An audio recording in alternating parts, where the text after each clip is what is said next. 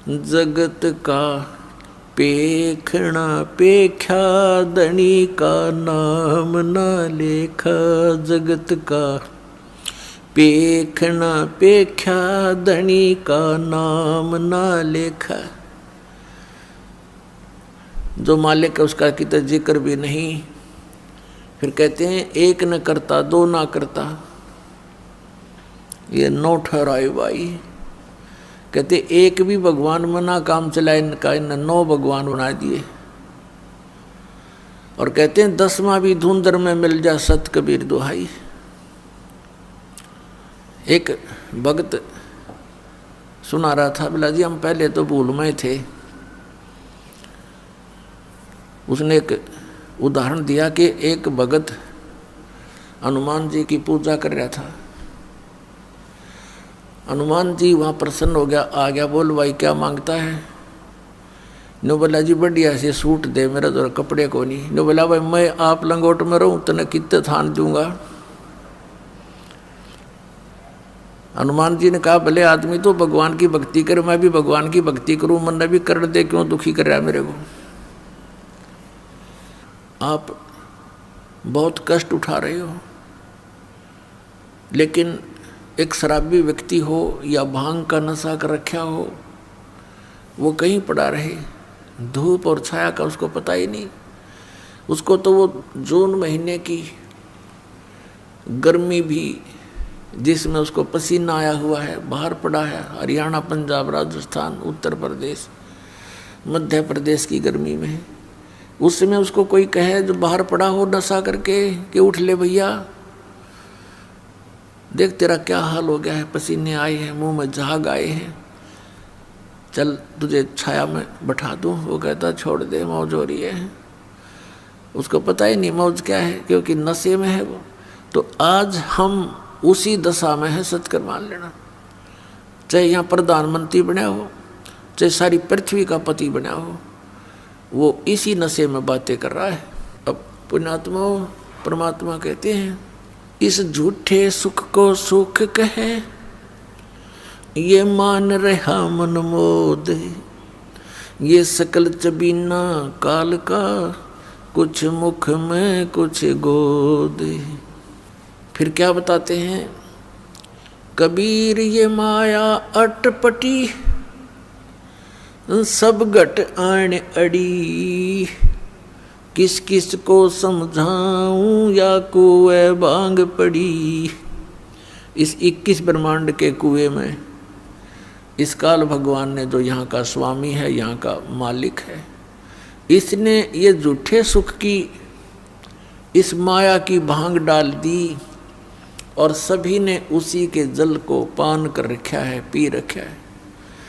अब आप शाम के समय किसी ठेके पर जाकर देखो, वहाँ से पी कर टीटी बनकर से सोचने आ रहे हों, रास्ते में उनसे बात करके देखना, एक जैसी भाषा, एक जैसी चाल, एक जैसा उनका बर्ताव होगा। ऐसे बोल रहे तो सिर पाँव है, या बोल रहे नहीं, चल अपना काम करें, समझाने की चेष्टा करें तो माने नहीं।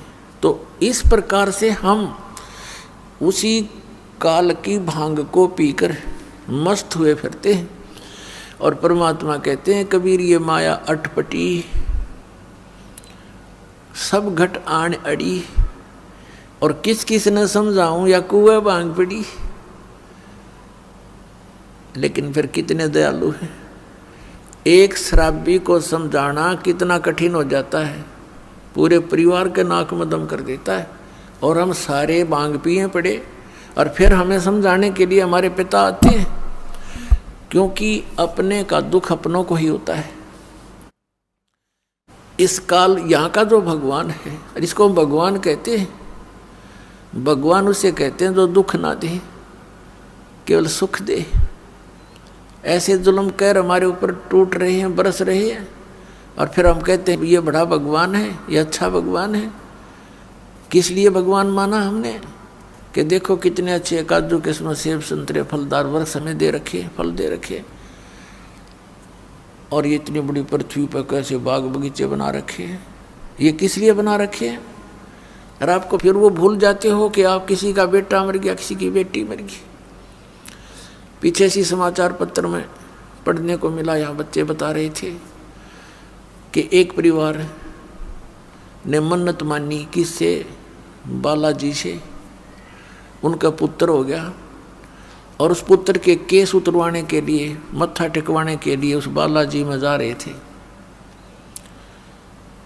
4-5 सदस्य थे, 7वां छोटा सा लड़का था 3 महीने का।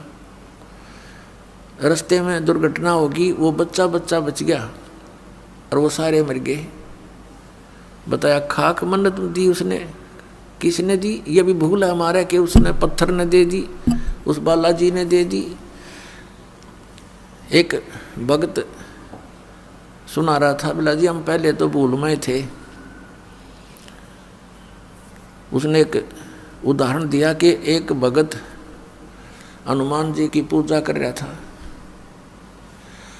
हनुमान जी वहाँ प्रसन्न हो गया, आ गया, बोल भाई क्या मांगता है? नो बोला जी बढ़िया से सूट दे, मेरा तो कपड़े को नहीं। नो बोला भाई मैं आप लंगोट में रहूँ तो न कितने थान दूंगा। हनुमान जी ने कहा भले आदमी तो भगवान की भक्ति करे, मैं भी भगवान की भक्ति करूं, मन ने भी कर दे, क्यों दुखी कर रहा है मेरे को। तो पुण्यात्मा हम बिना ज्ञान के डले ढो रहे थे।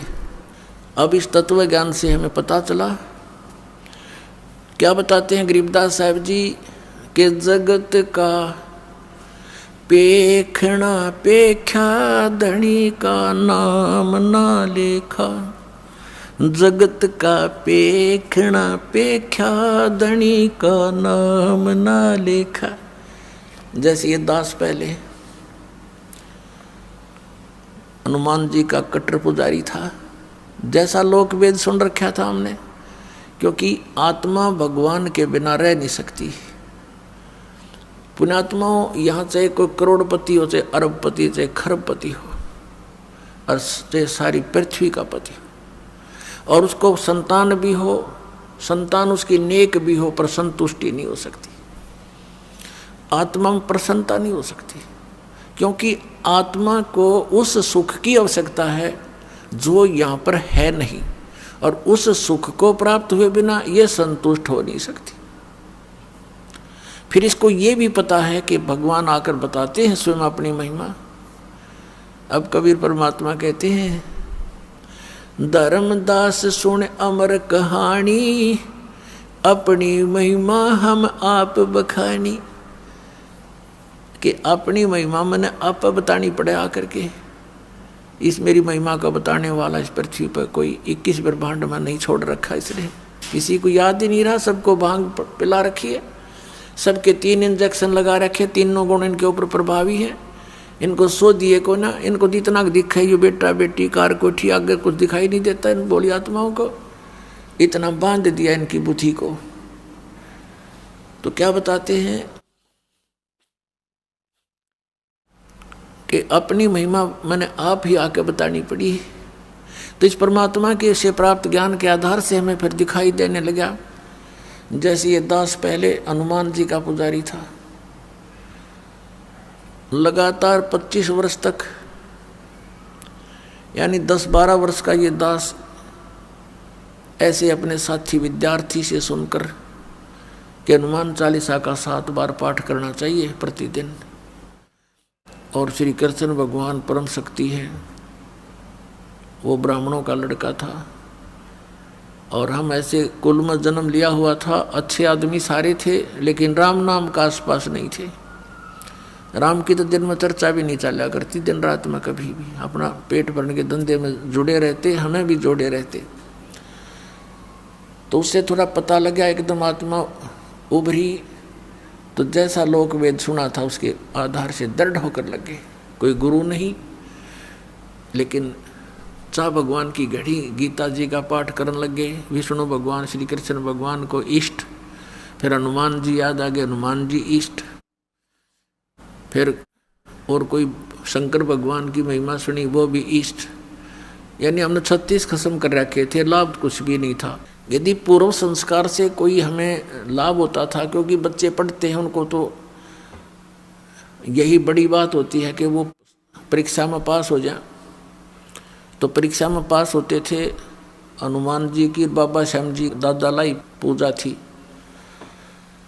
उनका शुक्र मनाते, फिर श्री कृष्ण जी विष्णु जी का शुक्र मनाते, फिर श्री शंकर भगवान का शुक्र मनाते और खुश हो जाते। बस पास हो गए, फिर भूल जाते, अगली परीक्षा में फिर याद करते बस। और फिर जैसे वहाँ हुआ, फिर संतान की इच्छा होती है। हम संतान को सबसे पहले पुत्र प्राप्ति की इच्छा करते थे, अज्ञानता के कारण हमें ज्ञान नहीं था। लेकिन पुत्र और पुत्री में पुण्यात्माओं, भूल का भेद मत करना। काल ने हमें यहाँ मूर्ख बनाकर पीड़ित करने के लिए, दुखी करने के लिए यहाँ इस तरह की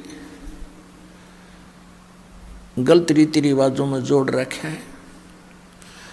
तो पुत्र उत्पन्न हुआ, बड़ी खुशी मनाई, नौकरी प्राप्त हुई, फिर भगवान के गुण गाए।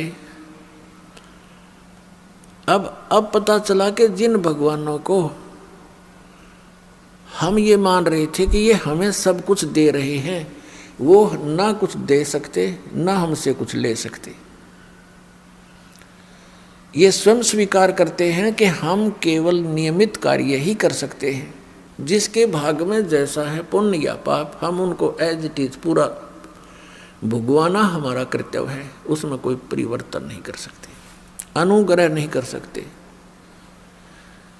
और श्री शिव पुराण के अंदर ये काल भगवान ब्रह्मा विष्णु और अपने पुत्र शिव को, शंकर को वहाँ संबोधित करता हुआ कह रहा है कि तुम सभी को अलग अलग विभाग दिए हैं, सतिथि, उत्पत्ति, संहार, लेकिन ये अनुग्रह तुम नहीं कर सकते किसी पर। अनुग्रह माने कृपा। तो फिर ये भगवान की से जब अनुग्रह नहीं कर सकते, हम दुखी हैं तो दुखी देखे जाएंगे, इनका भी कोई भी वश नहीं चलेगा, क्योंकि इनकी पावर से बाहर की बात है। तो हम इनसे ही ये सब लाभ मान रहे थे। तो यहाँ परमात्मा कहते हैं, जगत का पेखना पेख्या धनी का कित नाम ना लेखा। जो हमें सब कुछ दे रहा था, हमें सब कुछ उपलब्ध करा रहा है, हमारे दुखों का निवारण कर सकता है, उसका कहीं नाम भी नहीं, जिक्र भी नहीं। एक भक्त सुना रहा था, बोला जी हम पहले तो भूलमय थे। उसने एक उदाहरण दिया कि एक भगत हनुमान जी की पूजा कर रहा था। हनुमान जी वहाँ प्रसन्न हो गया, आ गया, बोल भाई क्या मांगता है?